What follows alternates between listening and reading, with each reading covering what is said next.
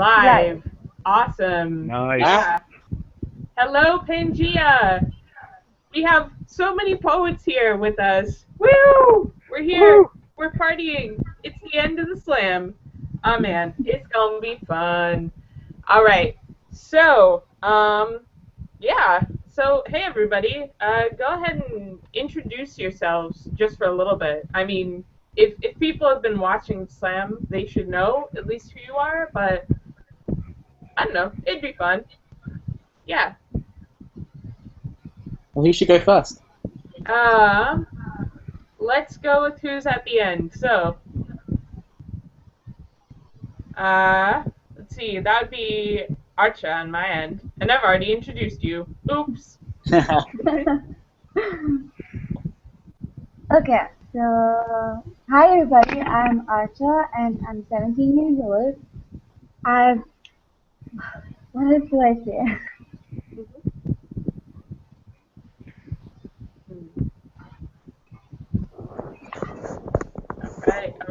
Right. Also, is there an Eileen? Say it again, Eileen? Can you hear me now? Yeah! Yeah. Oh my God, you're definitely... Oh man. Okay, so for all of you who are tuning in, we're kind of starting late because we have had so many technical difficulties. Like, Eileen was like unhearable for a good solid half hour, and Carl is still kind of, he's still kind of off in the digital limbo, I guess. Limbo. Nice. Yeah, definitely. I guess just to start us off, I want to know, well, we're going ahead and we're introducing we're introducing ourselves. Oh, that's a big thing. So I guess I should introduce myself first because I'm the one who's running this whole show. Wow.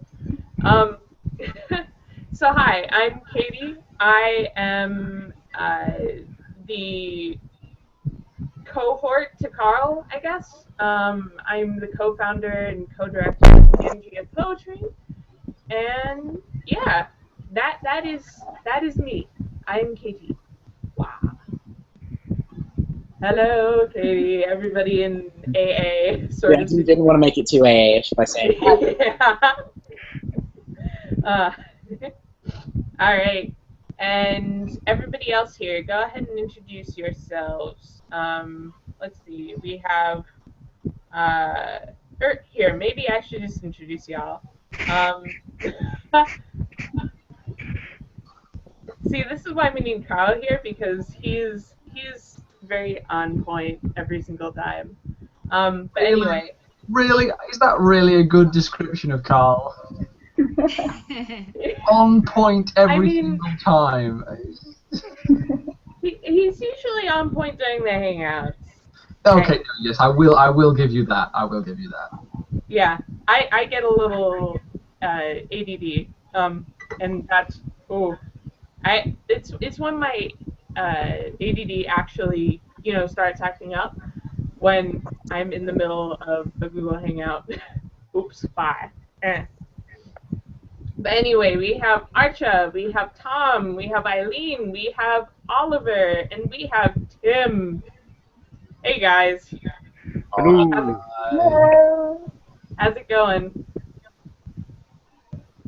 I'm afraid to talk because lots of other people are going to talk at the same time, so it's like, Yeah. Oh man. Can So I just ask, is this being streamed live on YouTube or something else other than just on the Google Hangouts, yeah? Yeah. Definitely. So whereabouts are you on YouTube? Are you actually on your Pangea site, yeah? Yeah, we're on the Pangea Poetry YouTube. Yeah, that's where we're streaming from. Okay. I'll just see if I can find it. Wow, good lord, yes. I'm looking at it. It says live now. Yep. Yeah. It's real. It's there. Okay, yeah. See. It's on the internet now. We can't take it back. So, Ah, it's gonna be okay, everybody. It's gonna be okay. We can do this. we'll make it through this together, won't we? Yes, we will. So, what with me, this being my first time, how do these things usually happen? I mean, what's the plan? I'm sort of Well, coming a bit blind. yeah. Let me just load up the plan, because we did have one. All right. So, yeah. So this, I guess, yeah. All right. So, this is the Slam Soirée, in case you have not already noticed. We're celebrating the end of the Pangea Poetry Slam. Woo!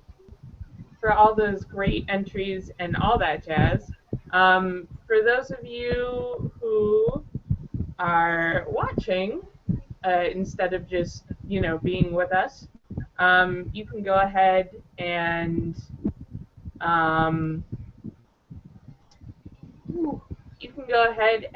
tweet us pictures of cake and funny hats, etc., just to, liven up the party atmosphere, I guess, and all that jazz. So yeah, basically, what I will be doing is I'll be leading this. Oh boy. Yeah. All right. So just to kind of start off the conversation, what was everybody's favorite part of the slam? Go ahead and start with Archa. I liked all of it. Nothing in specific? No. Mm-hmm. You just liked everything about it. I mean, the idea is pretty cool, and it's not like everybody gets to participate if it's somewhere else, and it's kind of more easy for us to participate online. So I thought it was an amazing idea. All right. That's cool. Tom, did you have a favorite part? My favourite part? I don't know. Probably some of the specific poems. I thought there were some really good ones over the course of the slam. So, yeah, I mean, I think the poetry always. Right on. Eileen? Has doubled up. Yeah. That's because I can't see you on one. I can hear you on the other. Oh dear. Sorry, you're coming at it from all angles. It's all good. What was the question? What was my favorite part of the slam? Yeah. Okay. What I liked about it was to see the diversity and how much interest there is out there from so many young people, and I think poetry is becoming quite trendy again, especially in the way that you youngsters deliver your poetry. You kind of in that kind of like hip hop rap kind of style. God, don't lump me in with that, please. No, but can you still hear me? Yeah. And last week up at the Fringe, I noticed at all the live or spoken word sessions, how many poets were speaking, were delivering in that Style? yeah, in that way. So,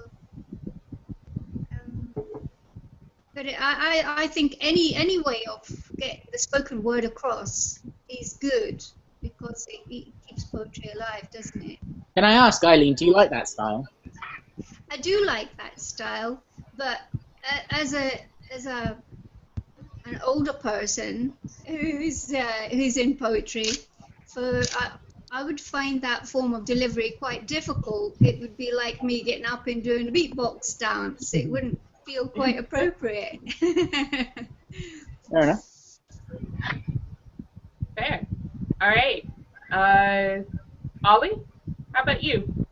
I think the concept is brilliant. I think the idea of being part of a group of people who watch each other's videos, who then like them if they like them, and just the opportunity to be seen is really part of what makes it brilliant, because there's no real incentive not to do it. You know, there's nothing stopping you from putting yourself forward, and then you'll either get seen and see other people, or you get as much out of it as you put in, I think.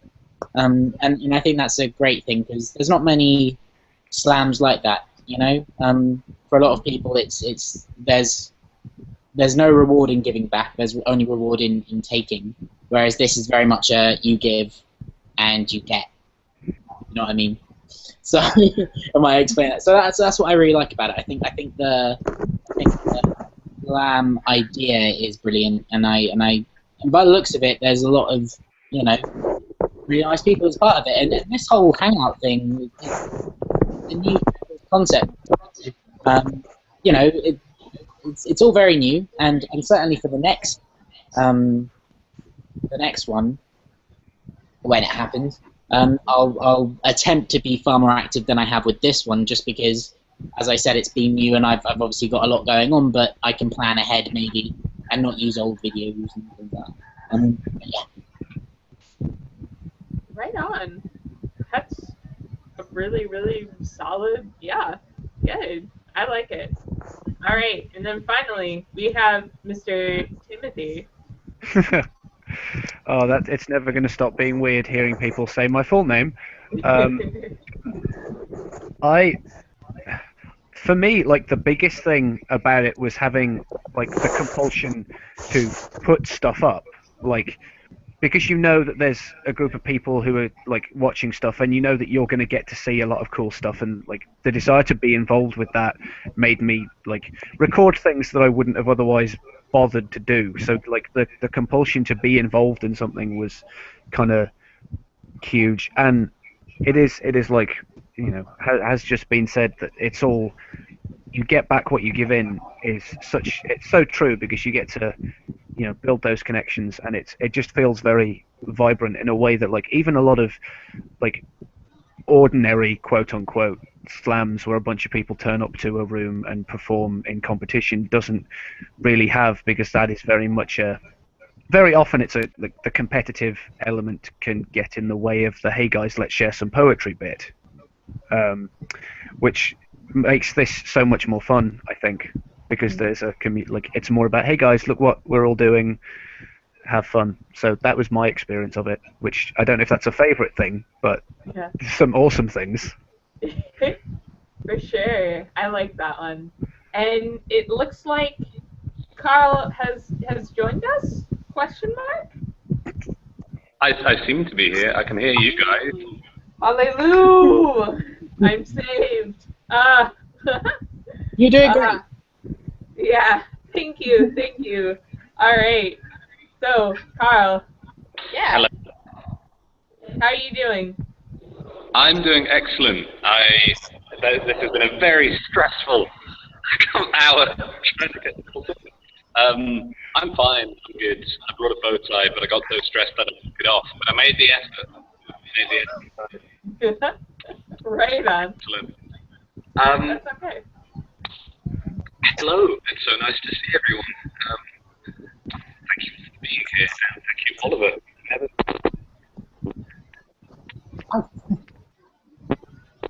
Yeah. Wow. Yeah, we suffered technical difficulties there. Yeah. Not doing too great. Oh, Carl. Of course, it's frozen. Yeah, it happens. And whoa, we're adding another person? What is this? It's Sean. Hey. Alright. It's Sean, we can hear you.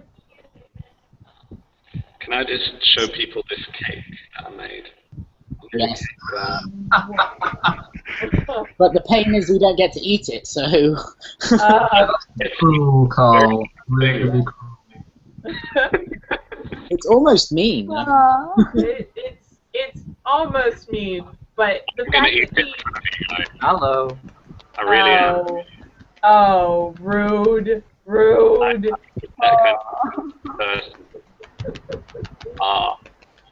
Well, it's okay. We can poetically pretend that we're eating some Pangea poetry cake. We can indeed. Wow. What was I going to say?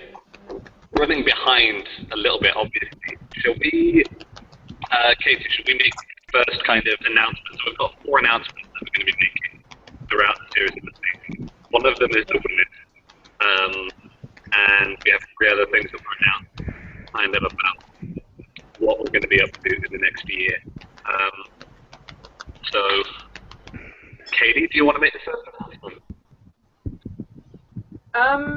Yeah, sure. So, Have you let's see. forgotten which one was the first? Unfortunately. Number 1 is the monthly open mic. Oh, yeah. Okay. So we are going to start doing monthly open mics. Whoa. What was that? Felt a vibration. I have no idea what it was. Aliens. It might have just been me getting like a WhatsApp message.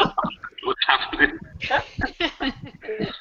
I'm with Oliver. I think it's aliens. It's aliens. Absolutely. Aliens messing with our live stream. How dare they? Yeah. But anyway, we're going to be doing open mics every month, and they aren't going to be live streamed. Just that way, we can keep everything just kind of like in a group, I guess, and it'll be like a community experience, and it'll be between the participants and basically the participants. I lost my train of thought. The ADD is coming back. Carl, save me. That's fine.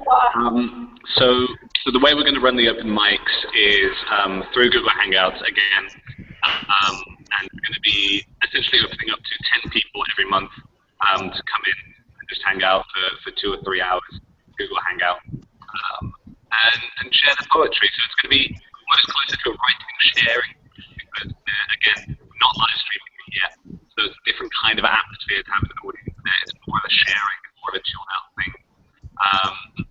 There's going to be space for feedback and space for discussion. The first one of those is going to be happening on September 5th. And what we're going to be doing is we're going to be accepting submissions through the website in exactly the same way as people were submitting to the slam itself. We're going to have a similar form where people can say, I'd love to take part in this month. And they'll get a private invite in their thing. Yeah, and it's going to be really fun. I've forgotten what time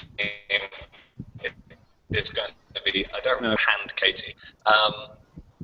Yep, I can actually tell you the time exactly what it is.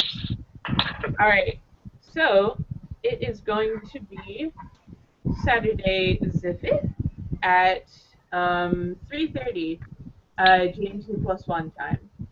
Yeah, 3:30 GMT plus 1. So hopefully that is not quite too late for you in Singapore to be taking part. It's 4 o'clock now, for reference, and it won't be diabolically early for anyone taking part in America. So that's kind of announcement number 1. We're not going away. We're not leaving for a year. We're going to be doing something every month between now and then. Hopefully we're going to be doing some other smaller projects between now and then, not as grand as the slam itself, but we've got more information on that to come. So yeah. The open mic side is going to be fun. Yeah, sounds good. All right. Yeah. Yeah. The thing about that whole thing was, though, Carl, is that we could, you know, kind of only hear you as though you were like through an Android grate, I guess. Well done. Yeah. Oh well, but we have what we can. But basically, yeah. So did everybody hear that, or do I need to explain it? I think I got like 98% of it. I think I followed. All right, all right, cool, excellent. So yeah, we're gonna be doing a monthly open mic. That's gonna be a ton of fun, and I'm excited to see what happens. Wait, sorry, just to be clear, it's going to be on like one of these Hangout boxes, right?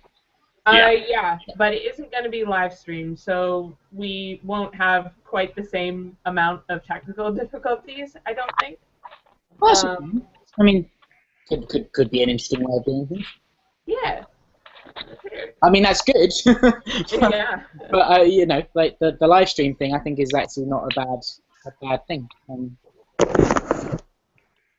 Yeah, for sure. All right. So, do we want to? I don't know. So, what was everybody's favorite entry throughout the slam? And I know this might be a little bit hard because there were some excellent entries, and I love like 16 of them, like implicitly. So it's hard to just name one, you know? I think I could get it down to 2, personally. Yeah. So, I think my favourites are going to be Jessica Cyan Sean, I can't remember how it's pronounced. Jessica Sean. Yeah. Sean from round 1, she had a poem Sucker, which was fantastic.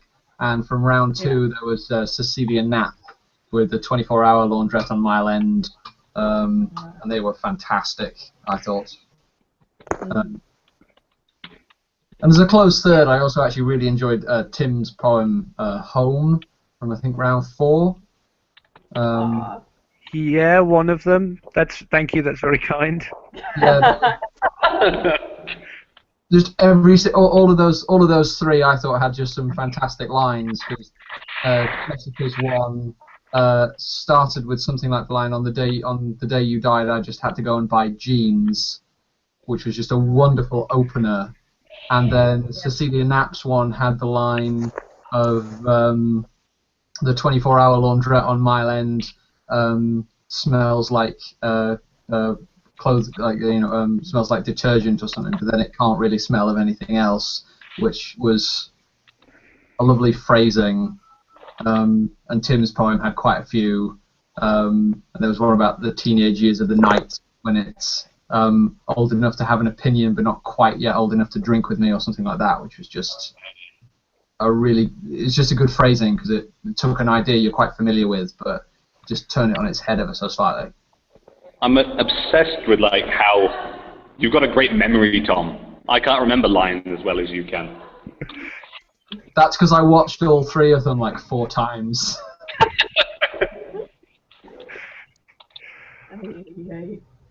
Yeah. All right. Let's see. Who else had favorites? Yeah. Who wants to go next and chip in with their favorites? I will say some things then, I guess. I have to second the 24-hour laundrette one as being one that was just, there was so much in there. Like there was something about men referring to the love of their lives as the wife or something, which I thought was just so good. There were so many of them, though. There were so many poems. It's difficult to narrow down. Also, I do not have the memory that Tom apparently has to even remember all of the things I saw that went, oh, this. So, yeah. I'm looking at lists now. Ooh. Yeah. Doing better than I'm going to do. Oh, man. I think... Yeah. One of my favorites was actually just during the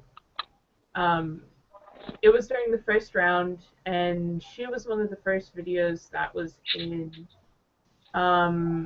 But if I can recall what it was, that would be awesome. I believe it was Hannah Owen Wright's poem, and it was there was just such beautiful line work and so many. I just was very much in love with that one. Yeah, and I also really liked Kieran Hodger's third round entry. Yeah, As, this is great. yeah, I mean, especially as I'm an American in and those issues are kind of immediate in the American psyche right about now. I think that he just like he brought such clarity and beautiful words to the entire situation, and even though he hasn't been like directly affected, like he felt what needed to be felt, I think, about that whole messy thing that's been happening here with racial inequality and everything. So yeah, he was one of my favorites. Hmm. And now you all have had time to look. So That would have been a good idea. But, yeah. I think Tim owes us one, perhaps. Tim was supposed to be looking, so. Yeah. Yes.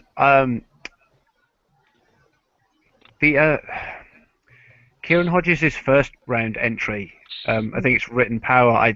I don't know if I saw all of the ones he did because I didn't manage to catch 100% of everything. But that first one I thought was really exciting, and I can't even remember why because it was 5 weeks ago now. But I commented on it and said I really like this, so I clearly liked it at the time. Yeah. I think it was probably the shape of the language. I feel like in my memory it was a craft thing that got really exciting for me. But yeah, I need to go back and find the one that you just mentioned because I may have missed that. Yeah, it was his third round entry, and it was so good. If you liked the first Kieran Hodges poem, I think you would really like his third round poem. I will find it and add it to my watch later list, which is far longer than I would like it to be. I understand that very much. Wow. Yeah. Wow. So who else? Yeah. Has anybody else found any particular favorites? it's funny because I probably haven't been as active as I could have been with this whole thing. And so I have been very sporadically looking at poems here and there. All I can say from my perspective is that there is such a quality of talent in this competition, or I suppose slam. But it is mildly a competition, isn't it? That's not. But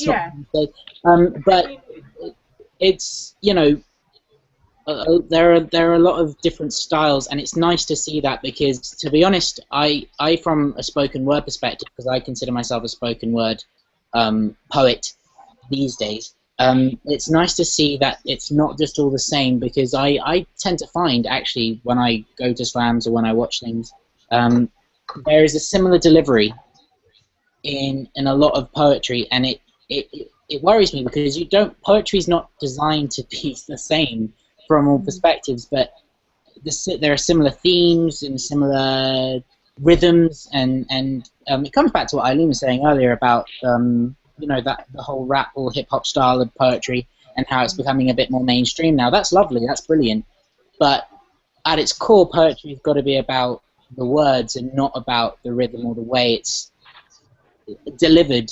It doesn't have to be delivered in the same way, and it was nice to see that throughout this slam, is that people have the ability to create things differently, and it's not all just the same old.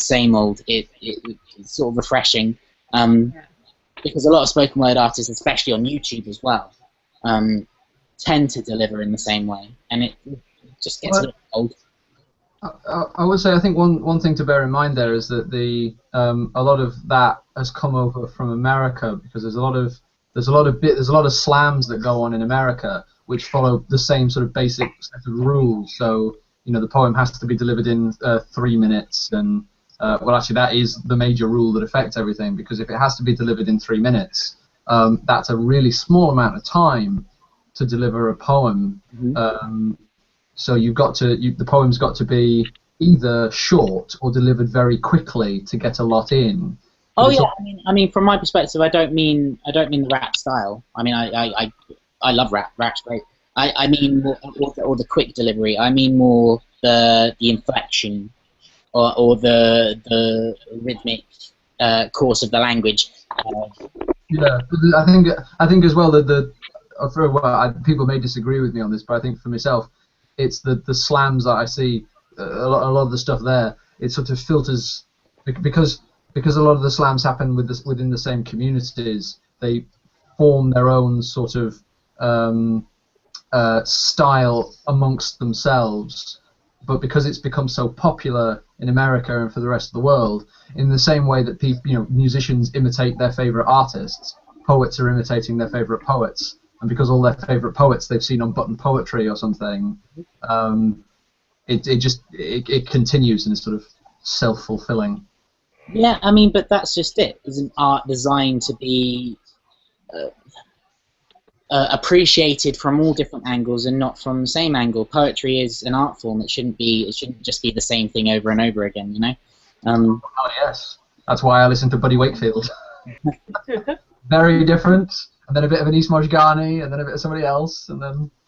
Yeah. Oh, yes. Keep it mixed up. Keep it mixed up. If you could pardon me on this, wasn't spoken words designed to have a mass appeal, bringing down from the elitism and to the people? Well, I'm just... Yeah. Yeah, that's a solid kind of intrigue there. Don't you think, though, that these things that tend to start off being anti-establishment tend to become kind of establishment themselves? And sort of just, anarchy becomes order. It just, Is anyone else really thinking about hipsters at the minute? It's a great example. It's a great example. Yeah. Yeah. And I mean, I think that poetry was definitely designed to, upset the kind of elitism in poetry, I guess. And it's been pretty successful doing that. And I think that the idea that it's so mainstream now doesn't exactly take away from that original goal for me. Because, just because it is, the central form of poetic expression these days, doesn't that kind of accomplish the goal? It has upset the poetry world. We are actively a part of a movement that is changing things, and I think that that's sliding along with the goal just fine. But it might be interesting to find hugely if I interject here and just post a word search for people who are not following the conversation and want to solve the word search. There you go, guys. Have fun with the word search. Carry on, Tom. That's beautiful. I think it's interesting now. You're saying that obviously spoken word has really changed the mainstream perspective of poetry for a lot of people. But it is interesting nowadays that amongst spoken word people, if you want to do something a little different in spoken word, a lot of people I've seen who do that go back to some of the more traditional forms of poetry and things. I have a friend who writes some really interesting spoken word poetry, but he writes in iambic pentameter, and it works. it's maybe gone a bit far, and if we have to go back to really formal structures for us to do something a bit different. Yeah. I think that's like the inevitable cycle almost. Is you look at the way things are and decide, well, I would like them to be slightly different, and generationally speaking, you rebel and you make up you like decide what the new thing you want to do is, and then if it's successful it becomes big, and the next generation will go, well, I don't like that, let's do our own thing. And like that's kind of the inevitable cycle, and that's how it's killing your father to be bleak about it, but that's the you grow up in that manner, but that's also how culture tends to evolve in the same way, which is interesting because I've always wanted to be like, well, how can I throw the rule book out the window? But sometimes the answer is to pick up the old book from 200 years ago. Well, I mean, why do you have to pick up a book at all? Why not just make up your own rules? I mean, when I write stuff, I don't think, oh, this is in this style, or this is in this rhythm, or this is in this line break needs to go here because this suits this line break. I mean, okay, logically, words work in a certain order because that's how they suit. But I think the whole point of poetry is to break the rules and not look at those. And not look at the established rules now, which have come from a point of disestablishment, or to go back on rules that were established years ago, which people ignore now. It's sort of, I don't know, like, why not just mix up everything and make beautiful mess, you know? Like J.K. Rowling? I've been reading a book about poetry formalism though, and I've watched TED Talks as well with artists who said similar things. But the idea being that for a lot of the people who enjoy more traditional poetry, say, writing a sonnet in iambic pentameter, you have a set structure that you've got to work to. So you have to make sure that you abide by a certain set of rules, so that the limits on what you can create forces you to do things that you wouldn't have thought to do before. Mm-hmm. So for some people, the presence of rules, even if you break them at appropriate moments, can help you, give you somewhere to start and help you do new things. I think Johann Wolfgang von Goethe would really love you for that. Sorry, who?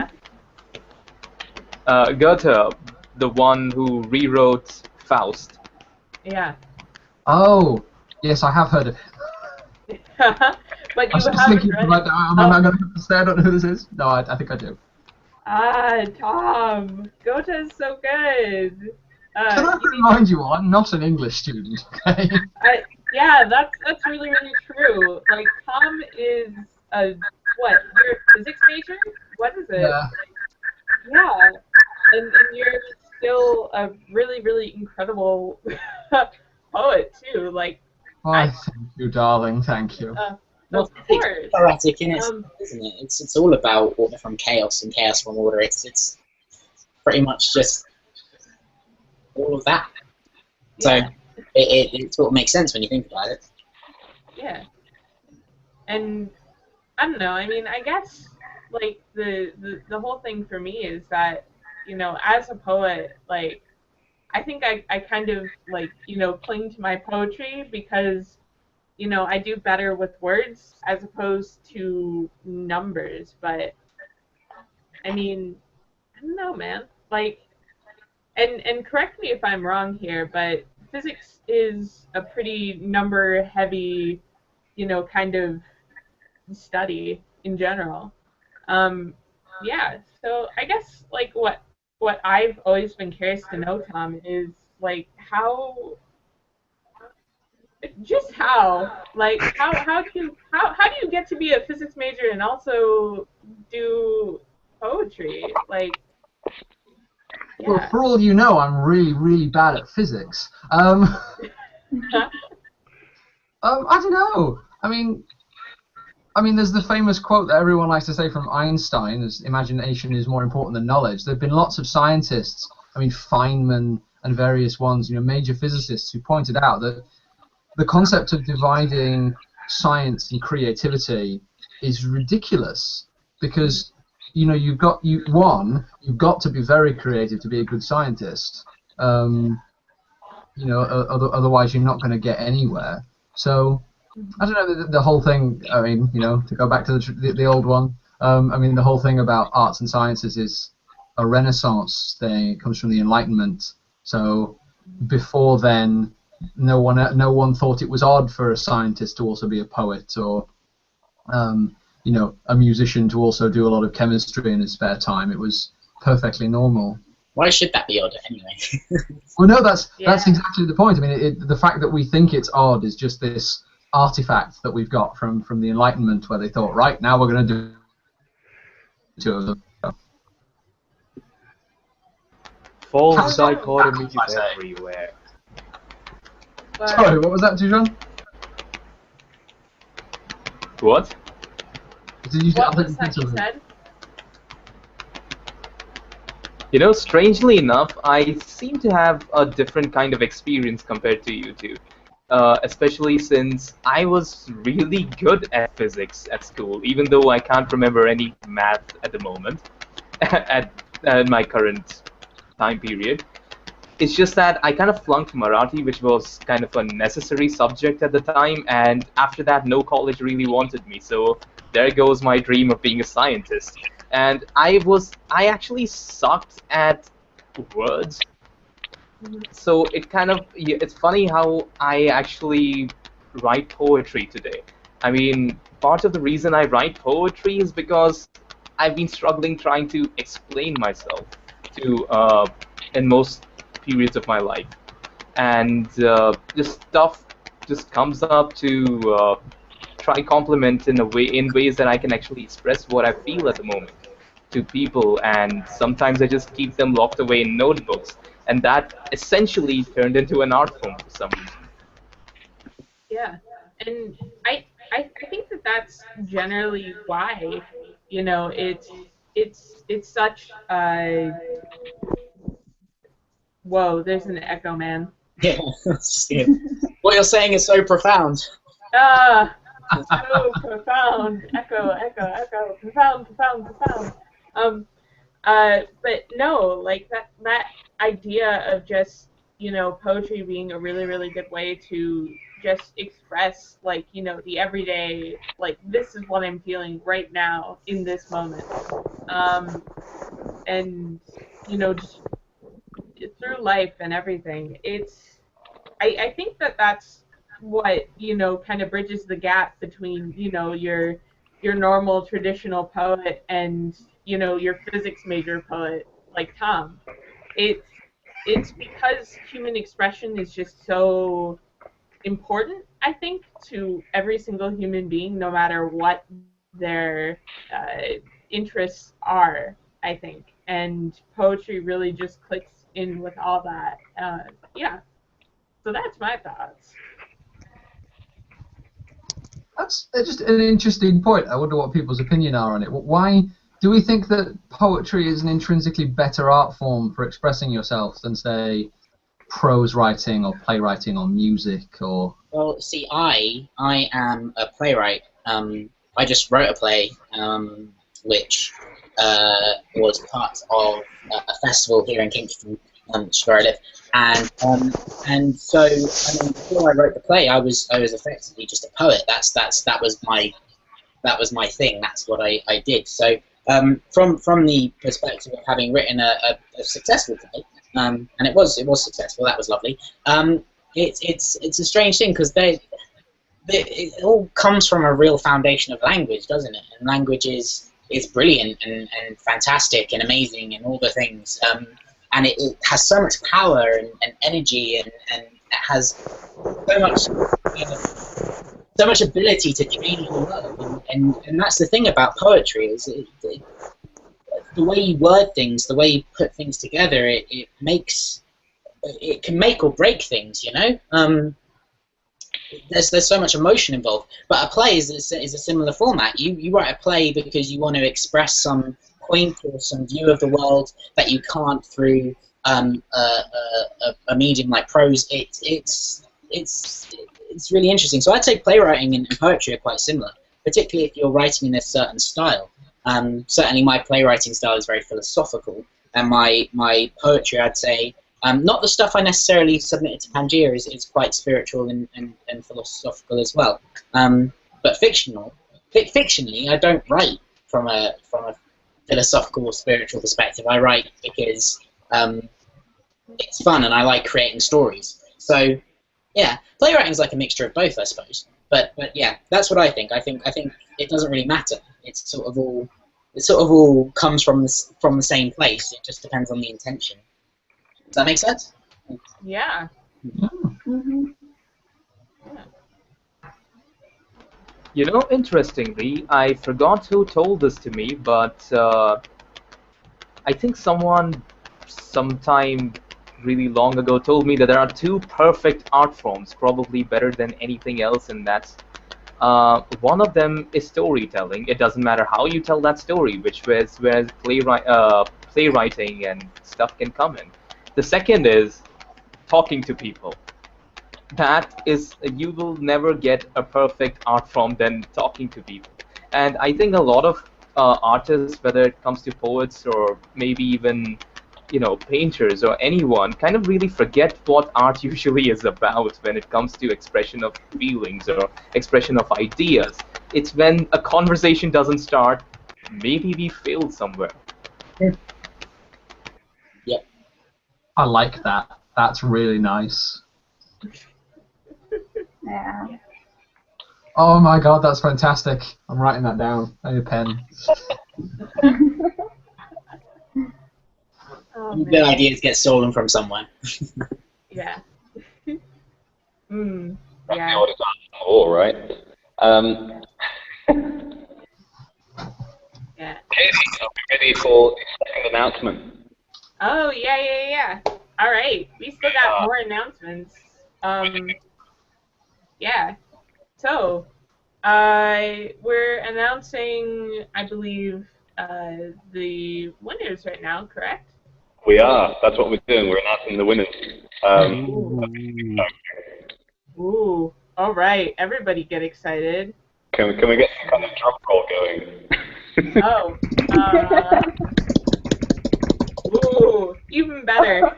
Oh. Good Lord. Who needs sound effects? Hot damn. All right. So do you want to announce them or should I? I got the list right here. You can go for it.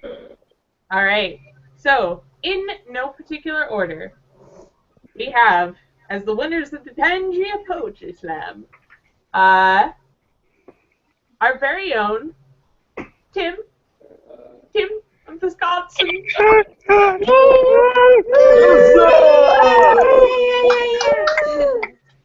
And then we also have Nicole of the Murphys. Yeah. Nicole Murphy. Jasmine Gardosi.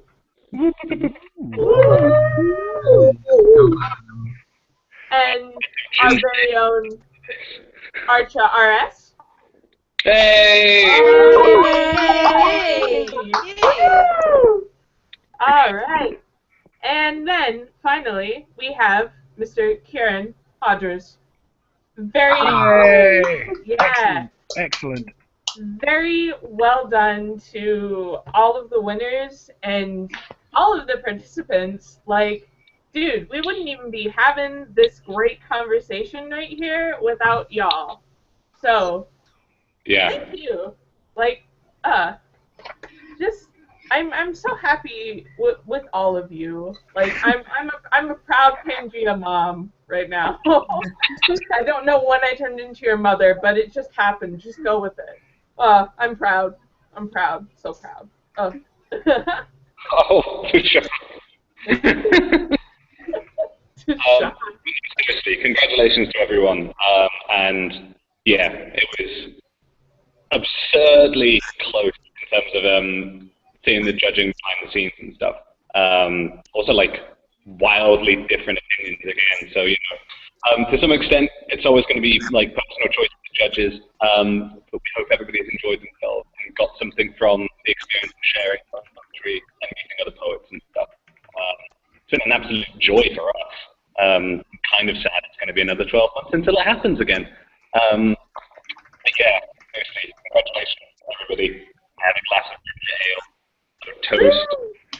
Everybody, nobody else brought beverages. I have a beverage. I have a beverage. Look, beverage. I have a beverage. You can't see it, Have a whole Cheers. bottle I can share. but I am holding up an empty glass. Yeah. I mean, my can is empty, but I'm sure there's a few drops somewhere in there, right? Right. Cheers. Absolutely. Woo! Classy. Wait, again? Did I hear my name? Yes. Yes. Okay. Yes. You have no idea how emotional I'm like, I don't know if it is. I don't think any other Archas entered, so I think you're good. But yeah, wow. Okay. Yeah. So where are we on our last conversation? Because we were having some dang good. Can I just pause there and just because one of my friends is watching and I said that I'd say bogeys, and I have now said it. I wanted to slip it into conversation casually, but it didn't really work. So I just sort of said I've got some bogeys going on. I need to go wipe my nose. I don't know, but I've said it now. So, All right. Thank you for your contribution, Oliver. Yeah, it was great to have you here. Oh man. Take care, Ollie. Yeah. Take care. I was just know he was just saying bogeys. I was just saying, I was not leaving. I was just literally bogeys. move on. He's got to stay here if that happened. Like, he's got to just drop with it now. Bogeys. Which, let's face it, is braver than just saying something and leaving. You've got to stay and deal with it now. That's true. Look. Yeah. Although today, Alright, I do have to go alright. in a minute. I have rehearsals this evening. So, but let's carry on. Conversation. Ignore me. Carry on. Go. Yeah. Yeah. All right. I will say as well, in a little bit, we're going to be rewatching some entries together. So if people have entries, can they start entering it in the little chat message on the side? If you're watching live, there are currently 2 people watching live. Leave it in your comment section as well, and we'll pull that together into a bit of a playlist, and we'll all watch some entries, like either your favorite entry or an entry that you feel like was really high quality that didn't get enough attention. We're going to put those together into a playlist, and we're going to spend half an hour maybe watching some incredible poems that came in this month. That'd be great. Tom's in there, making sure it's top of the list. Well done, sir. Yeah. That 24-hour laundrette, man. Ooh. It was good. It was so good. Carl, why are you showing off eating cake? It's not. It's not fair. Not fair. You don't.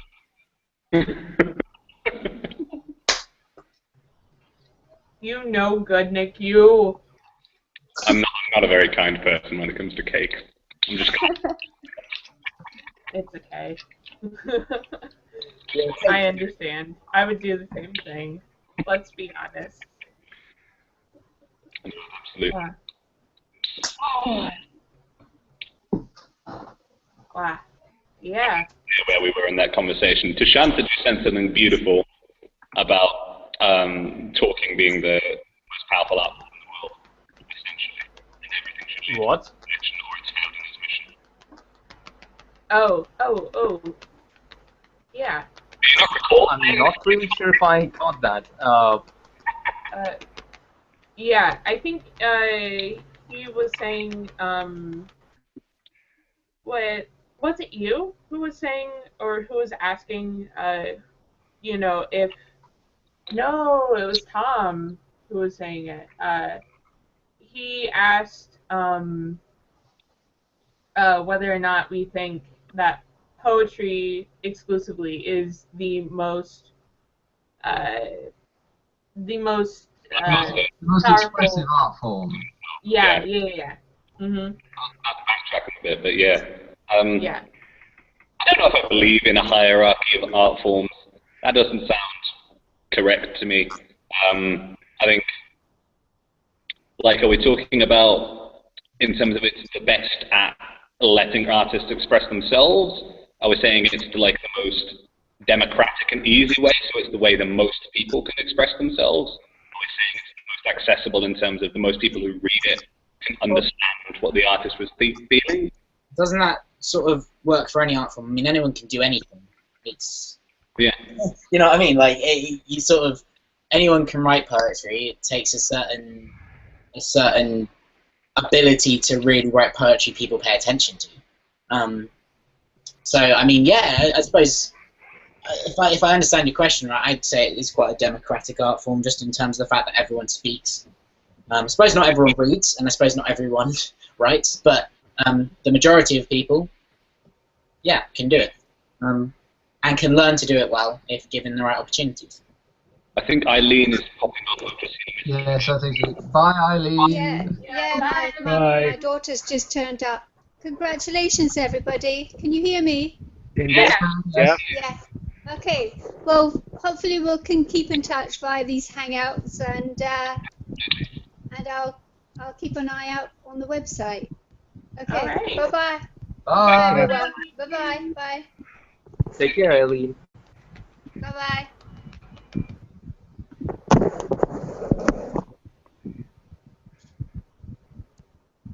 Hi. Huh?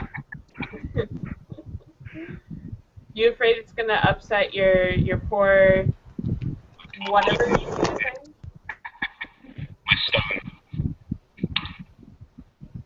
Can you repeat the democratic art form thing? I'm not really sure if I caught that entirely.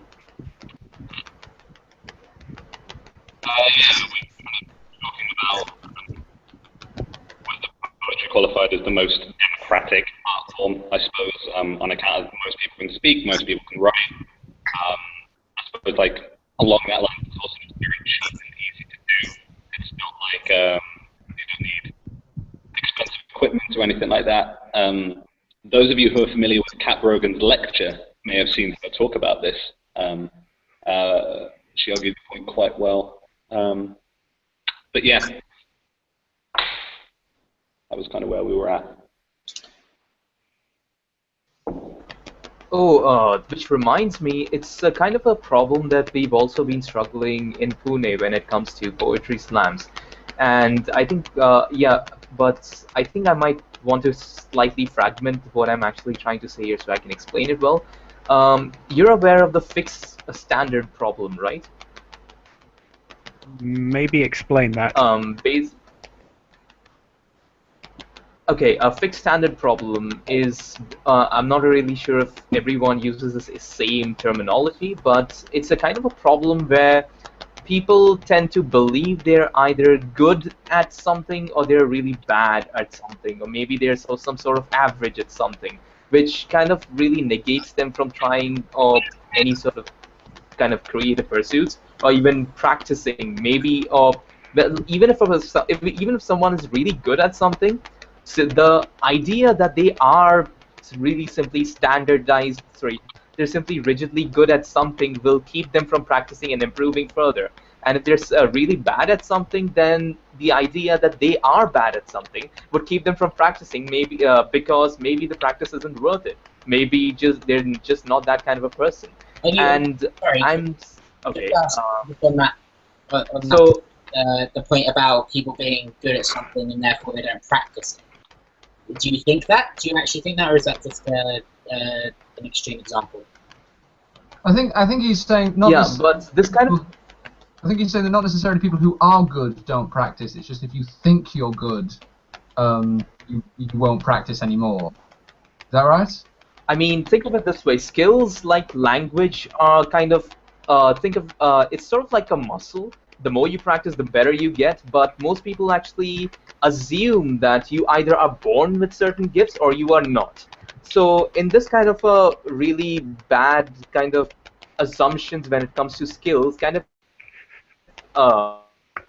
somehow makes an art form really toxic in a way, and it kind of affects poetry in this way as well. Consider, I mean, I do agree that poetry is a democratic thing, but there's also a kind of a social circumstance where the more people kind of interact with each other and the more they improve, then they will also sort of inspire some newcomers that also interact with them. And at the same time, this assumption that skills are something that you're either born with, or talent is something you're either born with or not. If you're a prodigy, or you're maybe not a prodigy. And if you can't do poetry, then you will probably never be as good as the person you admire to. So in this kind of circumstances, there will be certain people who will be consistently practicing their expression for words, and they will consistently be getting good at it. And then there will be people who will just simply secretly admire them from the back because they just can't hope to compete with them. And this kind of recreates the elitist situation that we've been trying to struggle with since decades. So when someone said about cycles when it comes to cultures and art forms, I think this is also part of the issue that goes on with, yeah.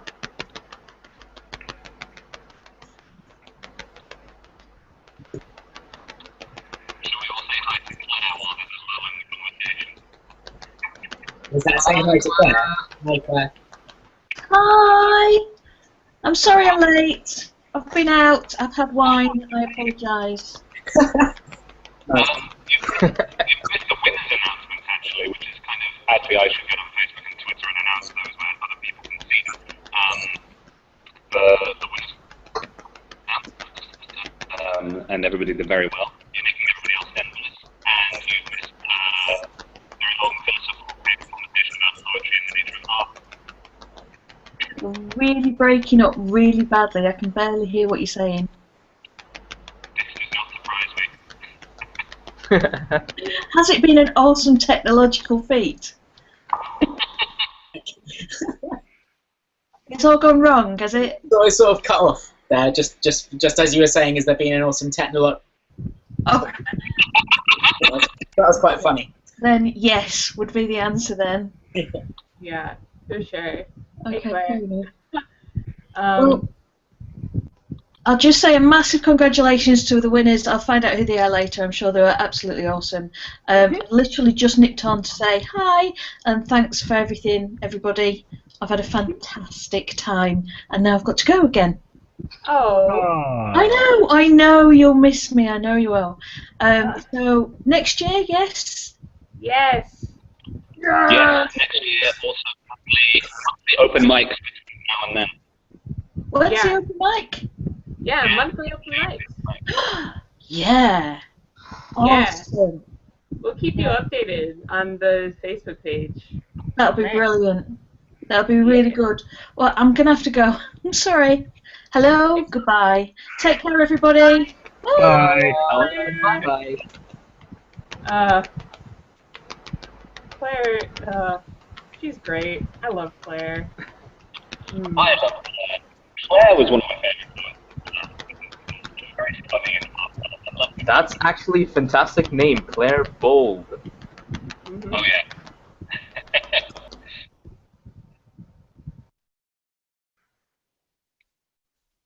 Everything's gone quiet. As it Everybody just muted themselves for some reason. I don't know. It sort of seems to be happening sporadically. Yeah. I mean, I'm I'm actually just doing it because of bandwidth. Yeah. Okay. And I'm doing it because I have a fan running in the background because it's hot here in the United States of America. It is very hot. Oh man. Entirely unintentionally because my phone is stupid.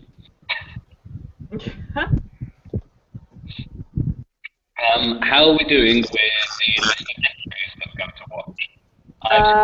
I'm Tom still. Cruise. I'm not even close to done yet. Calm down. I will let you know when I have everything assembled. Sorry, no, that was not having a go at you. I was asking if anyone else had entries that they wanted us to see. Okay. Well, I have 3 so far, so it's probably someone else should say something. Yeah. I will go back to the list and pick something that excited me. Tim, you have scarcely said a word since you know that you won. Are you okay? Yeah, I'm a quiet person anyway, and I'm internalizing. You don't quite buy it, really. That's not real. That's not real. Um, hmm. All right. So yeah, what I was getting at was hero worship. It happens, and it sucks, and yeah. Hmm. I mean, you were also talking to Sean about yeah, just I think like was it the importance of practice?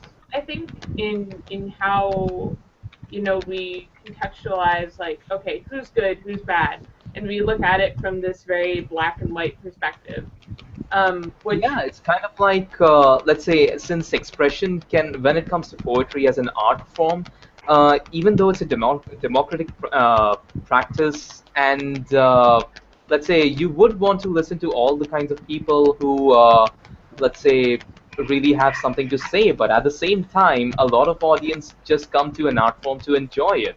And if it's really crafted well, they will enjoy that particular thing. And in other words, there will be favorites and there will be people who, let's say, believe that they are not really favorites because they don't have the talent when it comes to going, let's say, when it comes to creating that kind of an artwork in the first place. And that kind of creates a kind of a hero worship kind of thing, like, with like we have with the music industry, for instance. And this is what keeps a lot of people from writing their own songs, even though songs aren't really as hard as anything else. So, but it can also happen with poetry, and I think I've been seeing some of them happening in a similar situation happening in some of the slams I've also visited, and that kind of worries me. And which is why many of the slam organizers which I've spoken to, they do their best to, let's say, hold workshops and try to negate this hero worship idea and try to implement workshops where people begin to believe that they have the innate potential to become good wordsmiths and performers, even if they don't believe they are. And yeah, I mean, in order keeping an art form democratic is an active kind of it's an active effort. It's not something that just happens. You have to actively try to keep it democratic. Otherwise, it all goes to hell, and you will return to the elitist thing.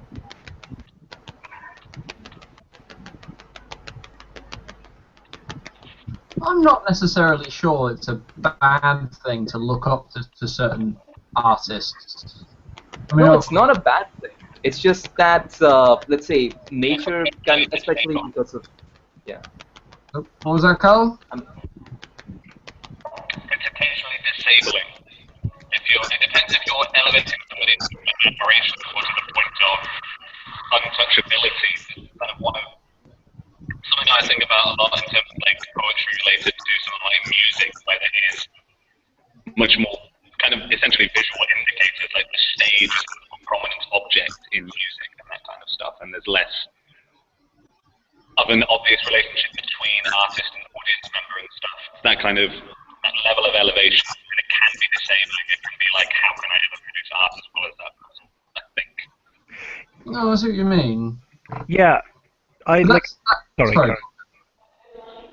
But surely that's more about separation of artists from audience than it is about how much you admire the artist. Yeah, exactly. Although this, let's say, hero worship isn't hero admiration. It's completely different. Okay, So, I see the distinction. I see what you mean. Yeah. okay. Yeah, I think I was writing something just to kind of ramble off about myself, like on my blog a couple of weeks ago, kind of on the subject, because I come from the theatre primarily, and I find That was me high-fiving you. Yay! Like Shakespeare's great, and I love Shakespeare, but I think we turn him into too much of a like minor theatre deity, where he is untouchable, and no one will ever be as good as him again. When I'm certain that in every like period in history, there are people making really great stuff that reaches a lot of people and will be remembered past just the time when they are alive. But if we put people up on that pedestal, which is I think what was being gotten at, then suddenly they become unassailable, and we limit ourselves because we go, well, we can never be that good, so we'll only try and be a little bit less good than that. Certainly that's a thing I find as a frustrating tendency when you look at people who are considered great in their art form. Well, the reason you have like lots of different people from every generation who are considered to be the pinnacle of the best is because art is constantly changing, and people are constantly looking at them and going, well, this is how I would want to do it, but I love those ideas, so here's how I'm going to make those things better. That's kind of how the world works. Everything is constantly developing and changing and getting better. So it makes sense that that would be the case for poetry as well. And I think that hero worship is important because it means that those people who are going to grow up to be heroes themselves will have something to aspire to and then become. I think what's important is, especially in a world where we're surrounded by so much social media now, where everything is so accessible. YouTubers are a massive thing.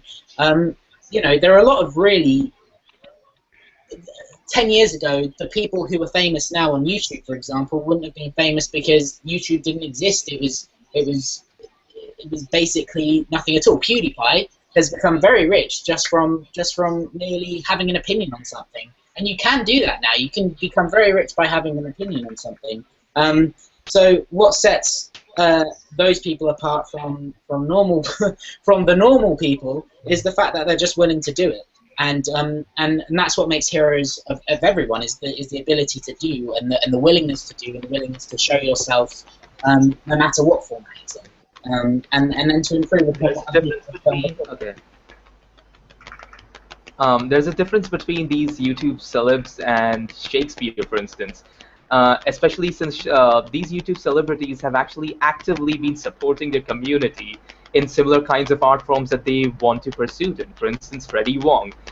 He's a really good web series maker, VFX artist, and it's not, even though he's admired from all sections of the internet, he actively helps and provides advice for people who also want to make their similar shows, and he actually provides insights that pretty much anyone can be a filmmaker.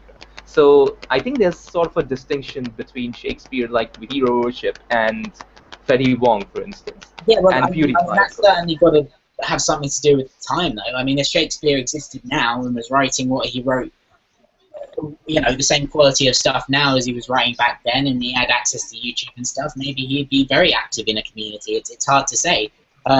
He contributed a lot to society when you think about it. He had a theatre. He gave art to the masses. It was a similar thing. It just in a smaller scale because it can't be global, and it became global. So I'd say there's no real change in that. It's just how it's developed in terms of technology, surely.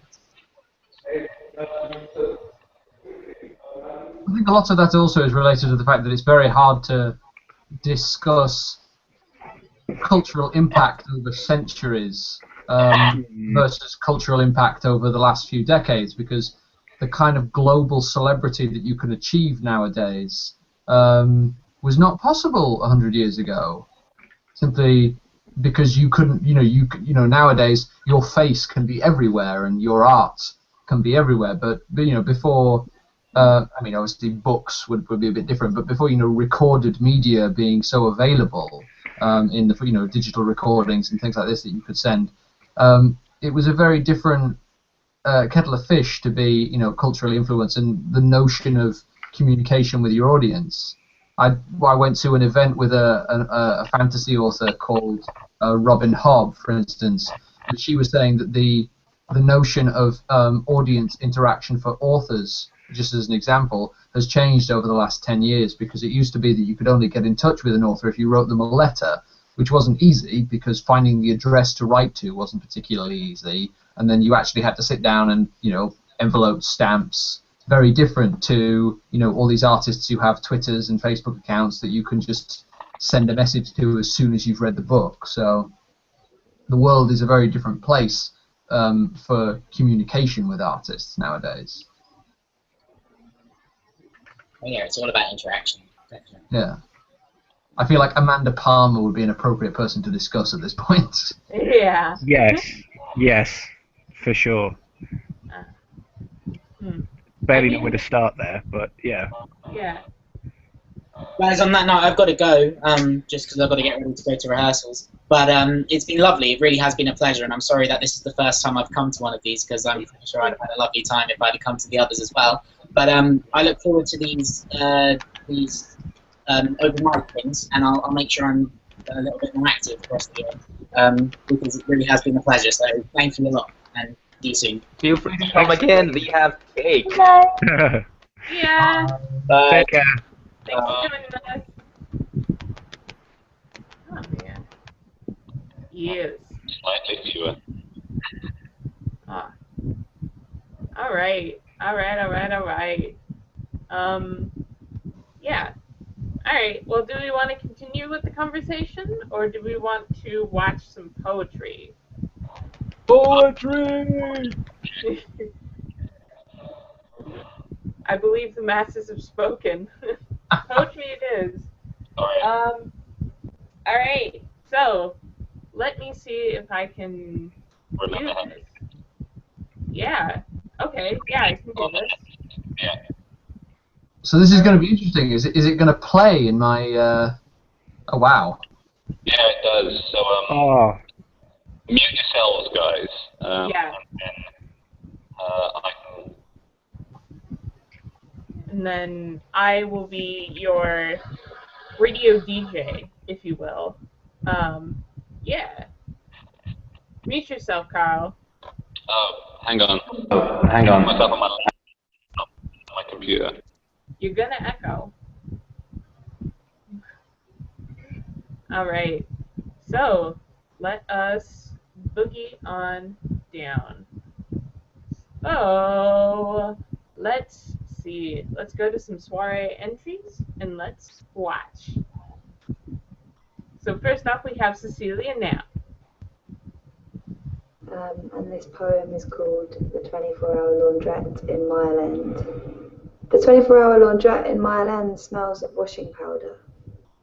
It can't smell of anything else. It reminds me of resting my head on your chest. It reminds me of being held. People have made their marks on the wooden benches with felt tips and permanent markers. Fuck the fear, it says. Fuck everything and run. You always used to tell me I was the strongest one. I work in a pub where the men refer to the loves of their lives as the wife, where Thursday nights see city boys in artificial lights, drinking lager like a rite and chasing skirt like it's their life's work. And Terry, he took an early retirement, told me he was sick of fighting other people's battles. He always leaves a tip in coppers, and as he sips, bravado ebbs away and shudders all come to nothing. He told me once that he was lonely, amongst the midweek broken hearts all drowning in a wine glass, and then there's Jack, in his flat cap, sturdy as my dad's toolbox, wrinkles like a crackling radio with a smile stuck somewhere between the night and the morning. He tells me about the war, like he hasn't told me 50 times before, and I'm not even sure he fought, but that's not the point. He has half a cider, and each time I tell him I like his trainers, he says thanks, they're from Watney Market, and he calls me mate with all the tenderness of a Sunday. And I remember you in that moment, gently smoking by the kitchen door, the green behind the hazel of your eyes, how your front teeth weren't a perfect line, so you had this crooked smile just like mine, and all our arguments confident from Sunday night wine, all our times. Jack says sometimes he can see the pain behind my eyes, but I just smile and say, half a cider, mate. He says, yes, mate, you'll be fine. He asked me if I believe that those you've lost watch over you. I told him I had to. And though he told me once he thought that God is dead, I swear I saw him cross himself, emboss his name upon his chest, his own inexplicable paradox, or just uncertainty at best. And what about love, he said. What love?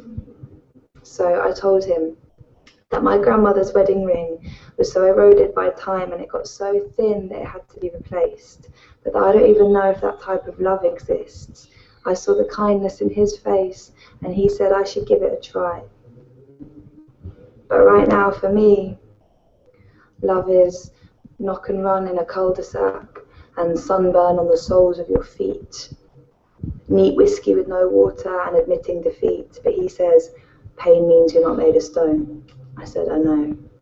He said, your heart is still beating under all of the mess. His eyes were like lovers in separate beds, desperate heads in hands, or the boy too close to the edge, just searching for a rest. And he squeezed my hand. Never give up, he said. He turned on his heel and he left, empty half-pint glass on the bar ledge, and me left with a half smile. Back here in the laundrette, the tumble dryer stops spinning, but I don't notice for a while.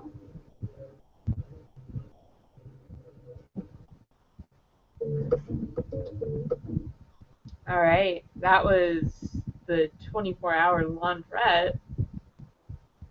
Yeah. I was just going to say for the record, that is such a good poem. I love it. Yeah. Why do you love it? I don't know. It's just it's very elegant and very understated, and it does a lot very, very simply, which adds to its power because you're not getting distracted by unnecessary words. So the style of it is very clever, and it's one long observation of things that we all know, but it's just phrased in such a way to make you see the world in a slightly different way than you're used to. I think it's fantastic. That's mine. I'm going to be quiet now. I mean, that's awesome right there. I like that. I agree with that completely. I love exactly how she just, like, strings together all these moments, I think, but she does it in a way that it seems like it's just one moment, and it works so beautifully together. I agree. Oh, man. But anyway, next up is Jessica Sean's Soka. Ah, man. I love this one, too. I'm Jessica Sean, and this piece is called Sucker. The day my uncle died, I bought jeans. Sucker. Chop shop gimp girl. Sick man lying beneath sterile sheets. Weak. That smell is in my hair, it's in my skin, it's slithered itself around me, bound me. Stay 10 more minutes. Half an hour, stripped like sick and sour, milk or cream, stagnant, churned up. Wet dream.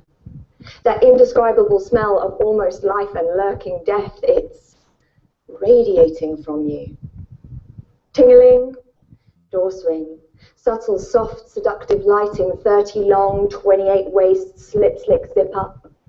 Just a taste. A buffet at the end of the world, spoiled, discarded grapes and chocolate bars lit at every bedside table, treats from home for the dying, can't eat, won't eat, others sneaking out and crying. I'm holding my breath at your bedside. I keep running out to gasp down air. It's the life in me fleeing the death in you. I'm fighting it. You're so thin. Concentration camp victim, your skin is clinging, clawing at your bones, trying to remember its old shape and fit, desperate to shrug back over your shoulders and be done with it. Your skin doesn't know what I know. It's trying to halt decline. I'm biding time. I'm trying to make this poem rhyme. Time, rhyme, benign, malignant. Nothing rhymes with that. Cat, bat, hat, simpler times. When you were adult, I was child, and all the food I ate was mild, and you were my treat. My Disney movie present sender, my late nights leaking chocolate offender, the man who carried me from Table Mountain to the sea with the sun shining down on me, painting the freckles on my nose as we went. You taught me to whistle at the public pool. You were cool. But you were alone. Alone amongst piles of unopened posts and hard drives and disk drives and discarded keyboards, walled in, secured in your fortress of worthless crap. Sap. Didn't look outside for joy, for life in the garden, but bought soulmates in catalogues and online, one-night stands in Dixon's, camera, impulse buy, and smiles replaced with crisp, clean packaged shirts, 3 for $20, M&S, to sit one on top of the other, unopened until the day you died. And on that day, the day I rushed to your bedside, you who wore clean, neat tweed blazers over polo shirts tucked in, whose Chelsea boots would always gleam and whose hair was always soft, you who have grinned and cooed at me from 5 to 25 unchanged, whose cooling hand I sat and held and whispered to you when you couldn't speak and made it back in time, and whose life was mostly mine. The day you died, I just had to go into Topshop and buy jeans.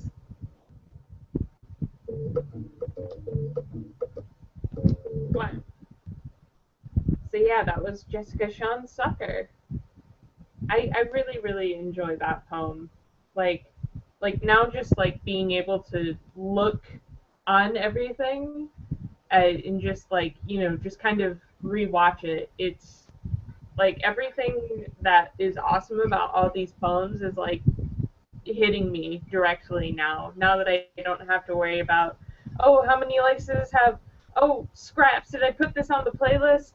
Like, did I put this on the Facebook? Like, wow. And yeah, all that is just really, really hitting me. Like, oh man, and now my memory is failing me, but there were just some really, really awesome lines. I'm sure that you could talk forever about it, Tom. But yeah. All right, and so next we have Jess May Davies for round 1 entry.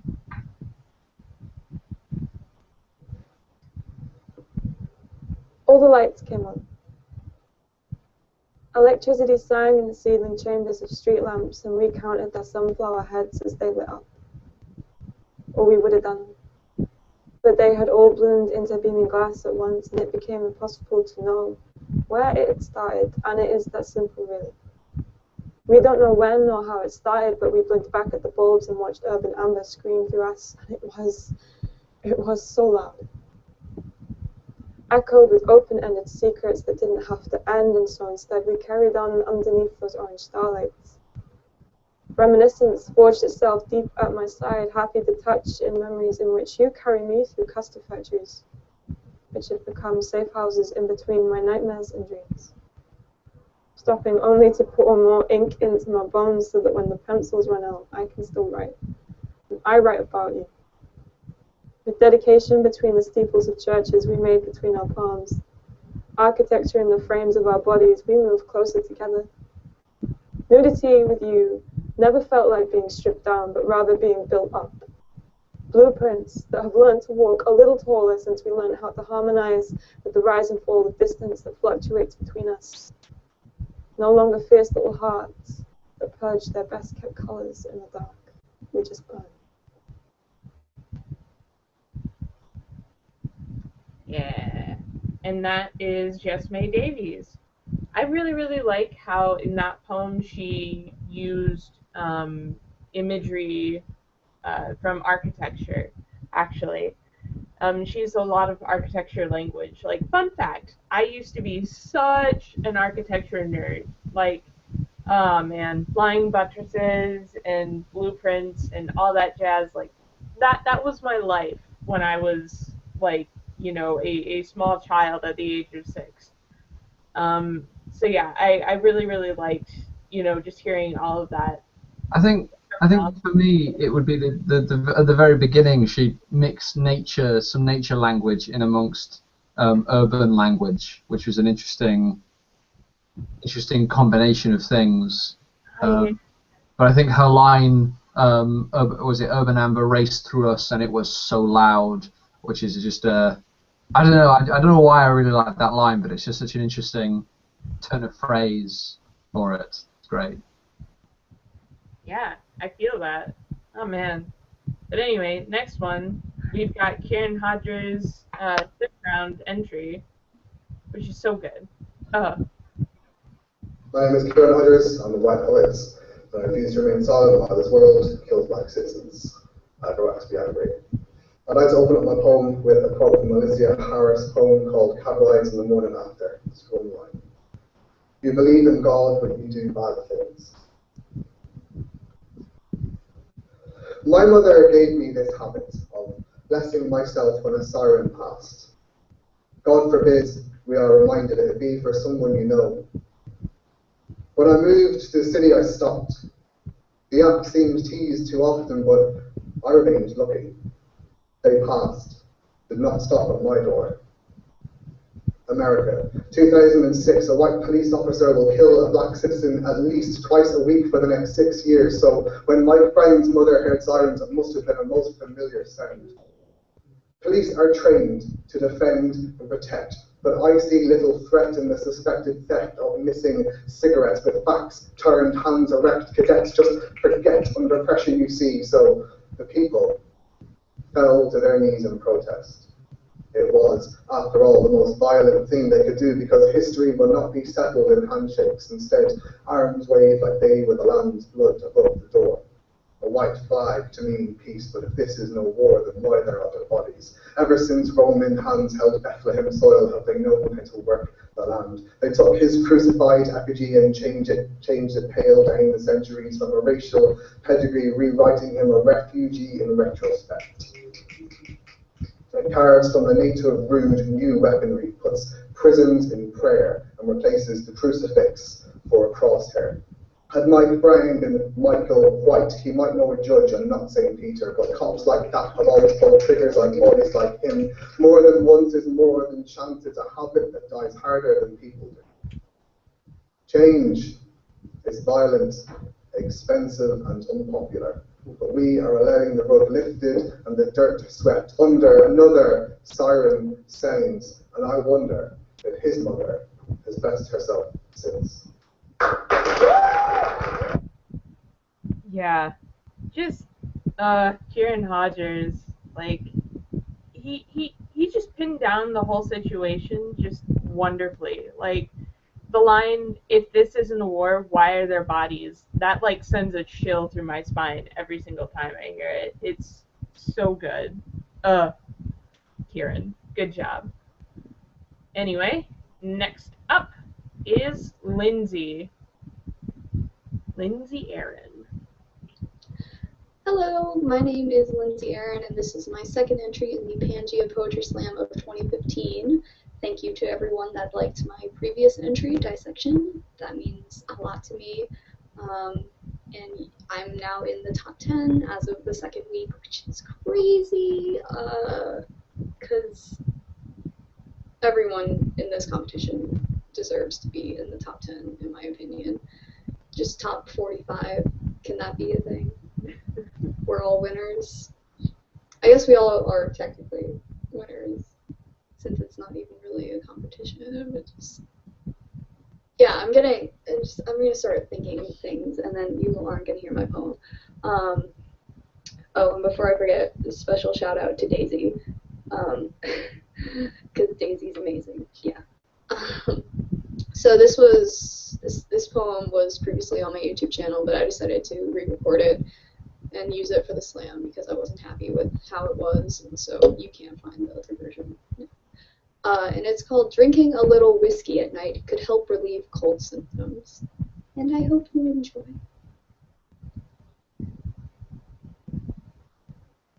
He uses this excuse every night as if some perpetual illness has soaked into his bones. He tells me he can hear the brittle ones crack with each step he takes, but all I can hear is the floorboards creaking as he shuffles to the liquor cabinet late at night. I teach his child to count on empty bottles. I stack them in the corner, and she loves the way they shine in the sunlight. Sometimes she dances to the clinks of the glasses, awkward, chubby limbs that tumble across the hardwood. She's taken after her father in that way. I shut my eyes and mistake the sounds for his wasted, graceless legs that pad across the floor each and every night. It's only when I open them that I see her smiling up at the sound of something sour and half full. In the morning, I find you beside me again, your face yellowing and soft. You get up wheezing to fill another shot. I told her it's Daddy's medicine for a condition that's self-diagnosed, but maybe someday he'll get better.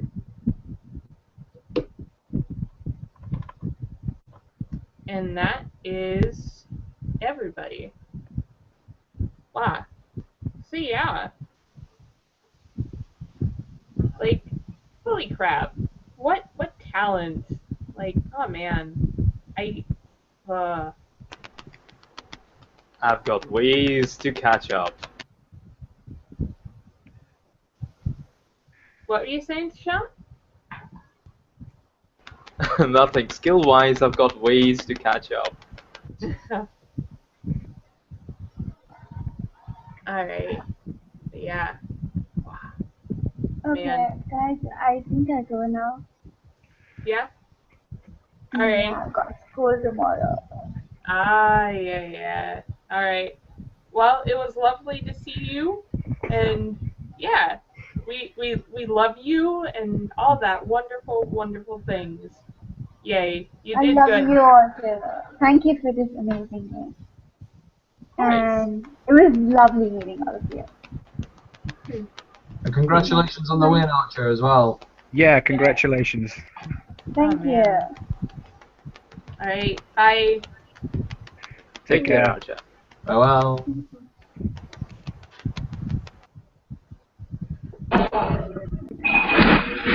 Hi.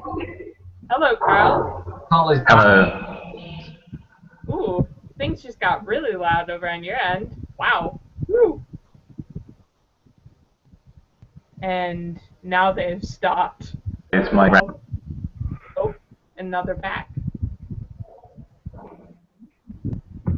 Sorry. Hello. Hello.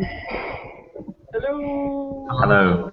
My phone died during that, Oh. so I am now back to the misery of my laptop. I think that's okay.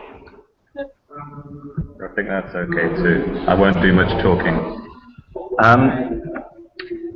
It is time for the third announcement now, which I believe is the logo. So Yes. we have the final premise agreed upon, but we have not yet decided upon a font and stuff. So I'm going to now share the four most recent fonts that we've been sent for this, and you guys can let us know what you think. We don't promise to go with it, but feedback is good. Okay, so I'm going to do exactly the same thing as Katie and screen share. Alright.